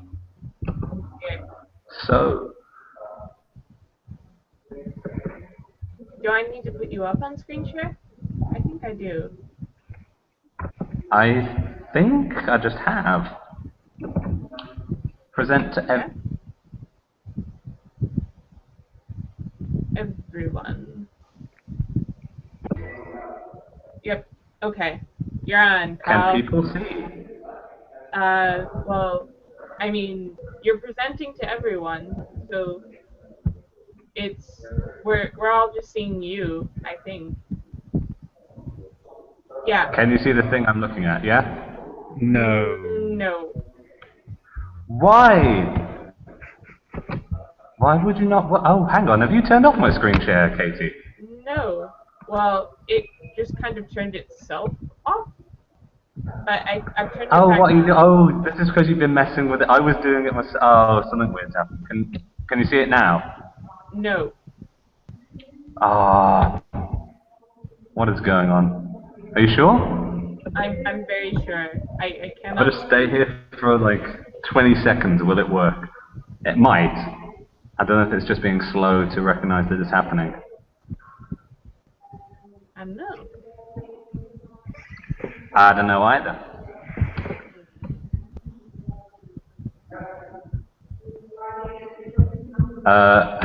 No, I'm presenting to everyone, but screen share has been turned off. Why has this happened?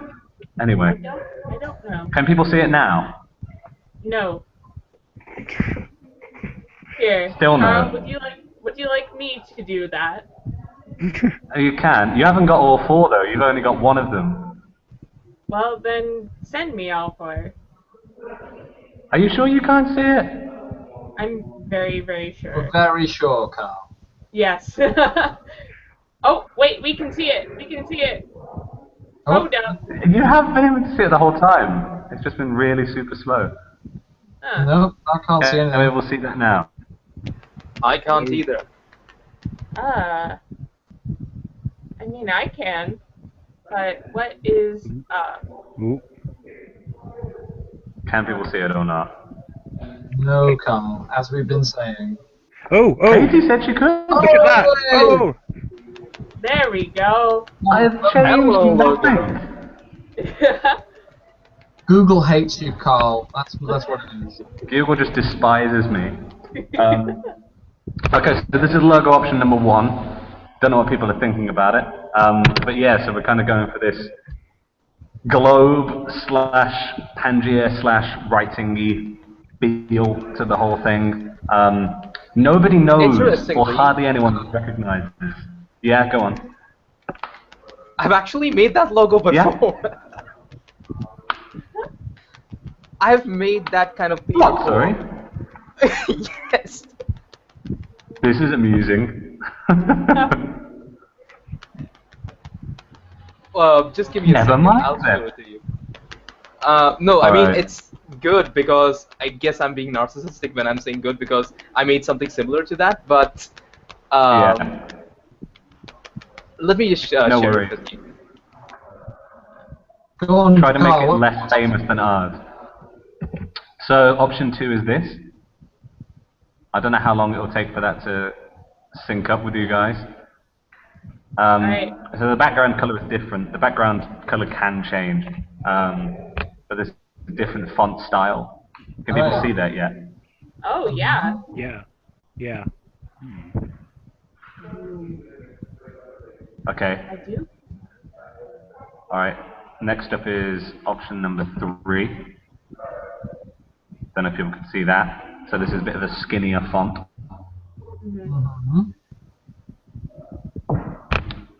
People can see that? Yeah. Yeah. And this is option number 4. Ooh. So it's kind of the cleanest of them. What were people's verdicts? What were people's favorites? Ooh. Any that really people want to see again? Yeah. I really liked 2 and 3. Oh, I was going to say 4 and 1. Yeah? Or 4 and 2. I'm sorry.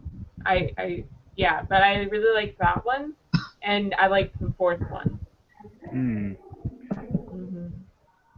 I think it looks better on white than it does on black. I agree. But I thought the fonts on number 1 were quite nice. At least on the globes themselves. Yeah. Yeah. So, I mean, the background fonts will have both versions, and it will just depend on whether we put it, like, if it's a flyer with a black background, it'll be the one color. If it's a white background, like our website, it'll be the other one. So, like, it's not... We'll have both options, but we'll have the same font, essentially. But yeah. But basically, we're getting a fancy new logo, guys. Isn't that exciting? People are going to be able to look at our logo and understand what we're about. Which is a privilege we have not had before, or at least not for... No longer will there be okay. misunderstanding that we're... No, the best thing about this logo I like is the way you kind of divided them in strips. Yeah. I missed that, Sushant, sorry. You've divided the logo as in the globe in different strips, as if imagine you're actually cutting 2 halves of a planet into strips and actually trying to stitch them together. Yeah, pretty much. So it's like a little bit of playing with the continental drift thing, a little bit of bringing it back together. Alfred Wegener was my hero. Oh man, but yeah. So Those are our logos. Ah, yeah. Sounded like people enjoyed those. Yeah, Good. that's cool. I did. Oh man. Yeah, I did. Yeah. If you want to, Tim, you can, before you obviously put the Pangea logo somewhere on your CV, you can wait for the new one, so it looks all pretty and shiny when you're like Pangea Poetry Slam winner. I'm genuinely just incredibly excited to be able to say Slam Champion because it makes me sound like some kind of wrestler. Like I'll have to have theme music when I walk into rooms. Yes. I love that. If you want to spend the £300 commissioning a theme tune for yourself, Tim. Well, We you will know, not let you I do had it, other ideas. but, Oh. Oh, way to burst the bubble. If you can convince us it will develop your practice more than any other use of that money, then maybe. I may have some trouble convincing even myself of that. So. Well, at least he's honest, man. At least he's honest. At least he's honest. So we announced it on Facebook, the winners. And obviously, it has been liked and shared dozens of times already, even though there are only 6 people currently watching the stream. Which makes me sad. Come watch the stream, guys. Telling the people in the stream to come watch the stream does not seem effective.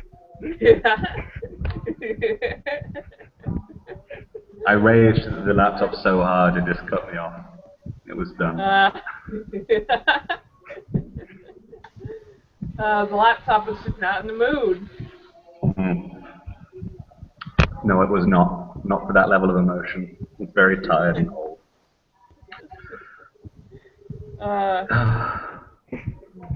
Okay. So we have one more announcement coming up at 5:45 is when it's meant to be. And I don't know what we're going to do until then. I guess we're just going to have to chat and socialize and other things that normal people do. I'm going to help myself to another slice of cake. Yeah. Well, at least we can't see it now. No, there is that. There is that. Yeah. Yeah. Yeah.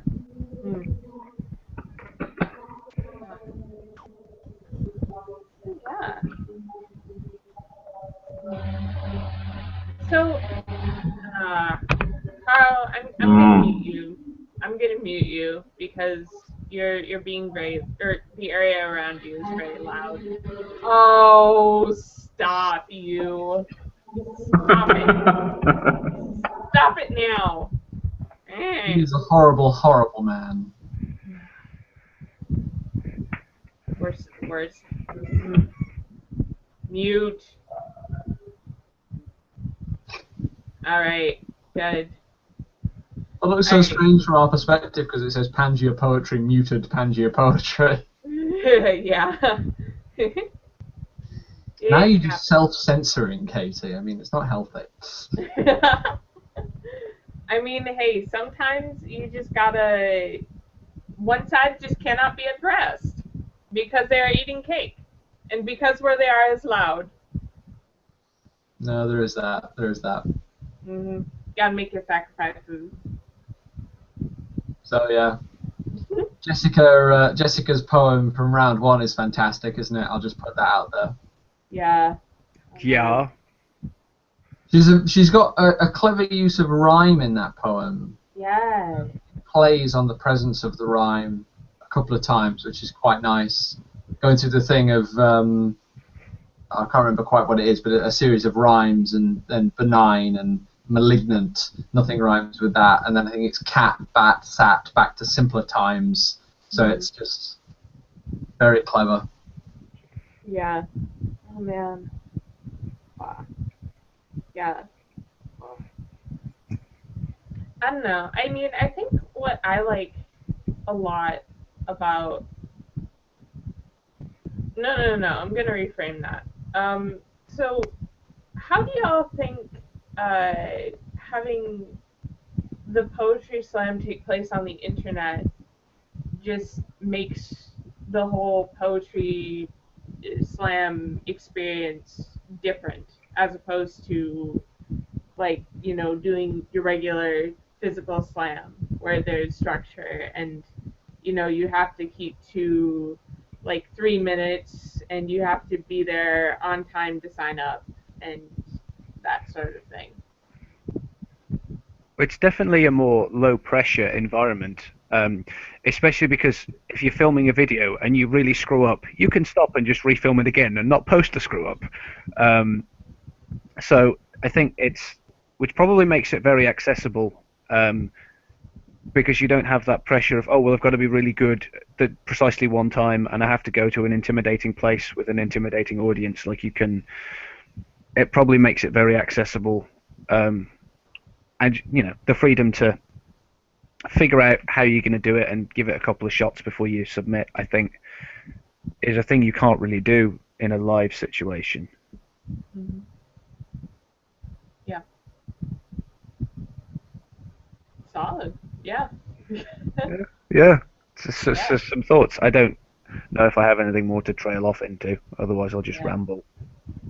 I mean, hey, rambling is more than welcome. That's how we kind of got into the awesome conversation that we had earlier. This is true. That happened. Yeah. I mean, I think like the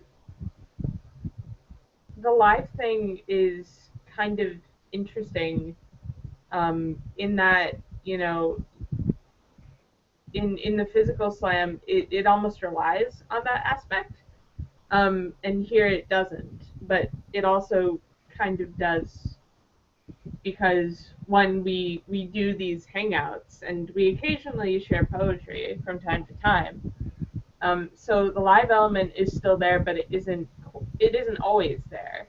So that's an interesting point that I have never thought of before.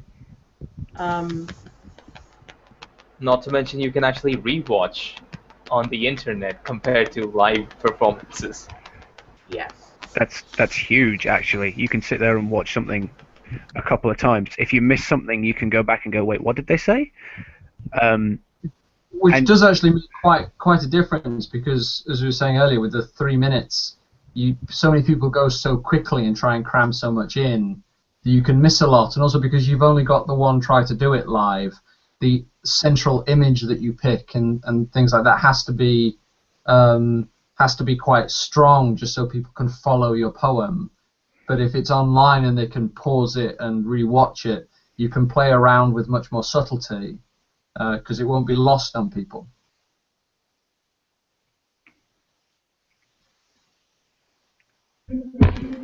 I think you guys just give me an idea.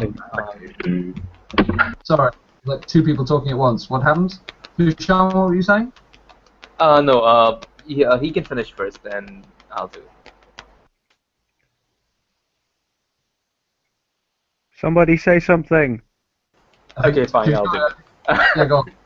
Okay, just now you were discussing about poetry on the internet and live stream, and I was actually wondering, duet performances on Hangouts.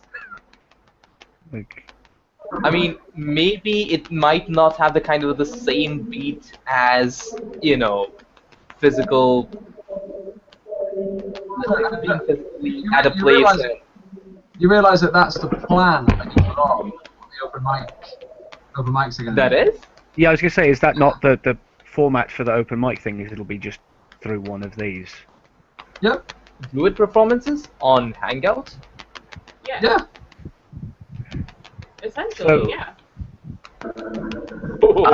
I apologize for how my audio is going to sound, but there's also an incredibly cool thing going on with a local university here called Birmingham City University, where they're organising something called the Global Jam, which is essentially exactly the same as what we're doing, but for musicians, and they are paying extortionate sums of money to make it like the latency period between like hitting a synth drum and the sound on the other side of the world, essentially nothing. So bands will be able to play in time from around the world. That's going to be pretty exciting. Fun times. Yeah. Yeah. Oh man. Huh. So in that situation, is it like, because you're talking about latency times being an issue, is that a case of having musicians playing together over the, rather than just to each other? Is it like together? Is that the point of the latency being a problem? Because that's like that's an extra, that's like 2 extra magnitudes of cool. Yeah. Yeah, that's exactly what it is. 2 extra magnitudes of cool. Ooh, that's something that really deserves to be made into a T-shirt. I'm gonna write that down.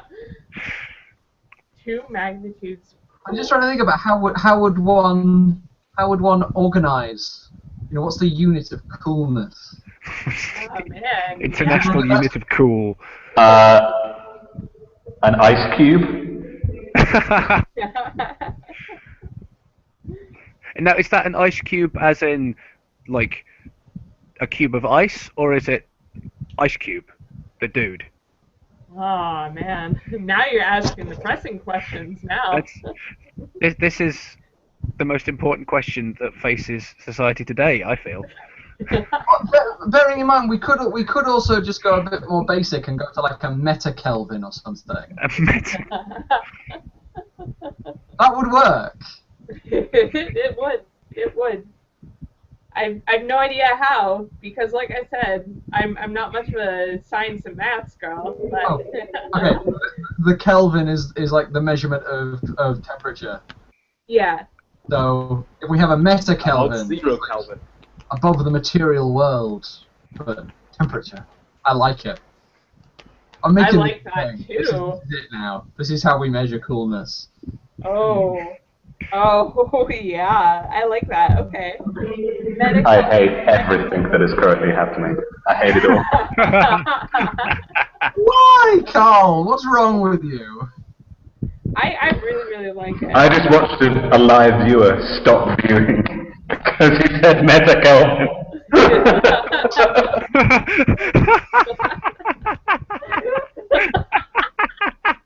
Well, Carl, it's their loss.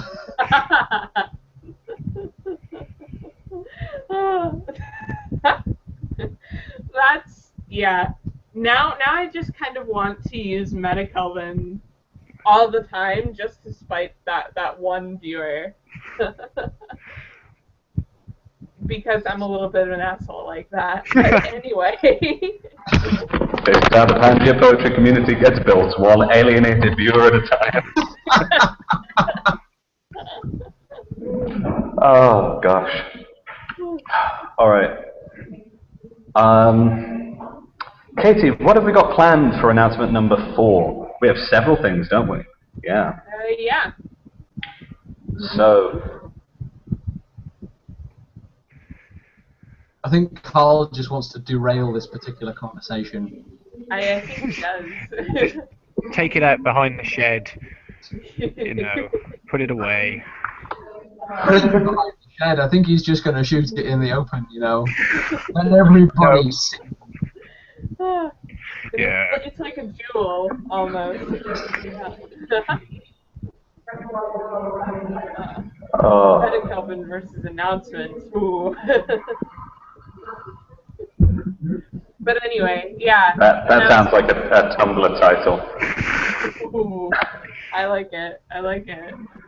I know I'm not going to be able to get through the whole announcement without lagging. Smallest announcement first. We have a Periscope channel. If you don't know what Periscope is, it's a mobile live streaming app. So we discovered this pretty much the same time as Converse Converge happened. All right, and there's where you cut out, Carl. I saw the lag happen. It's okay. Yeah.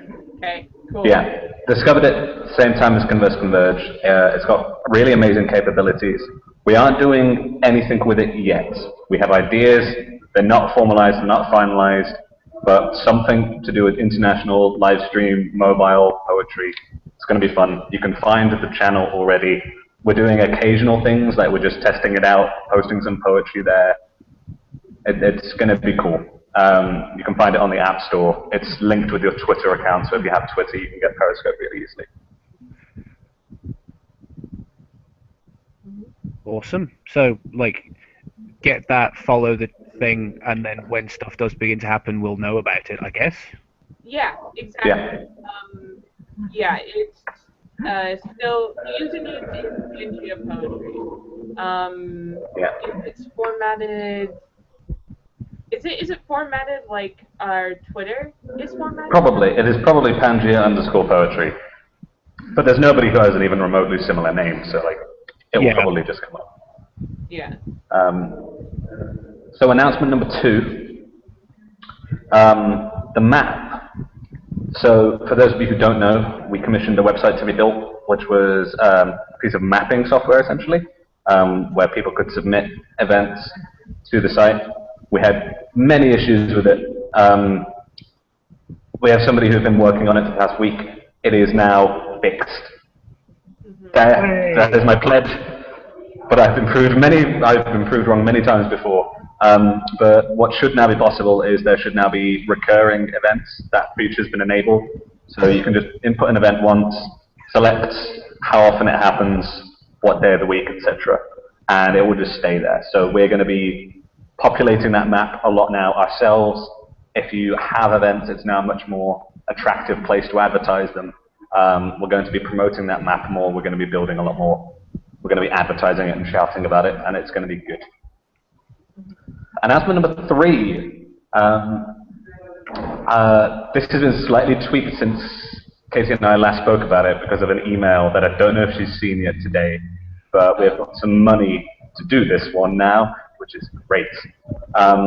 So announcement number 3 is we are launching a project to do with mobile phones. So what we're going to be doing is we're going to be placing mobile phones in different places around the world. We haven't confirmed which countries yet, but we know it's definitely going to happen because somebody has given us a tiny bit of money to do it. And we are essentially going to be positioning them in cafes around the world and getting poets in those countries to phone just a random member of the public on the other side of the world and receive an intimate poetry thing there. We're really excited about it. It's so ludicrously cheap and easy to do. It's just like buying a £5 pay-as-you-go phone, paying 2 pence a minute to call internationally. And we're really excited about its capability to reach communities where essentially internet infrastructure isn't good enough to take part in these kind of live events, but mobile infrastructure, telephone infrastructure is much better. So we're really excited about the collaboration that's going to make possible. We're going to be piloting this for the next kind of 3.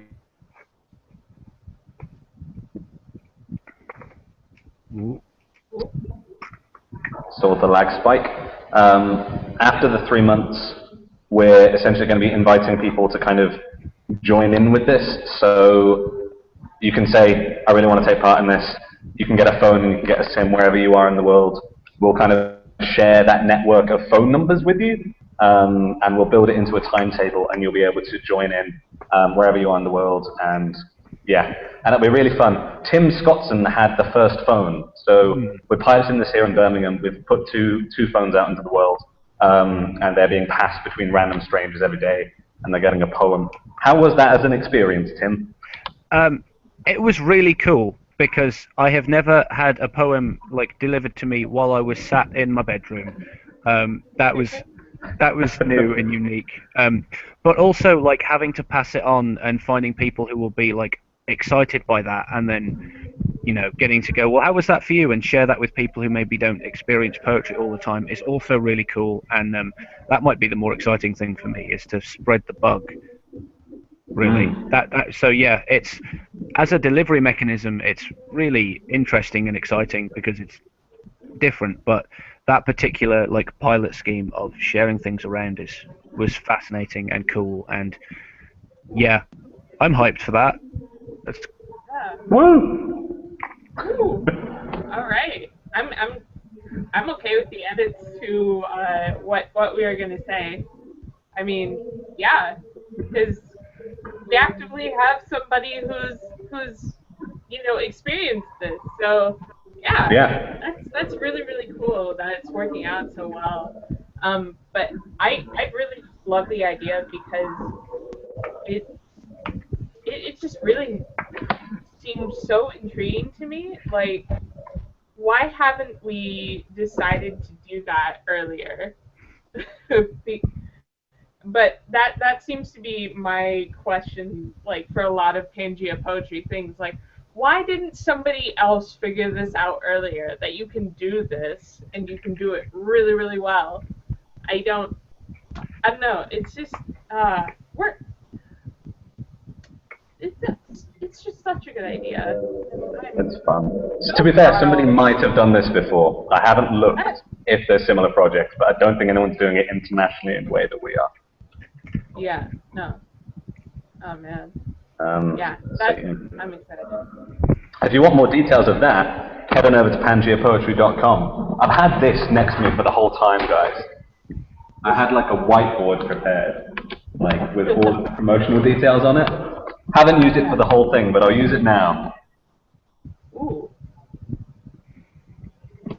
It doesn't actually have www.pangeapoetry.com on there, but you can guess how that is spelled. Yeah.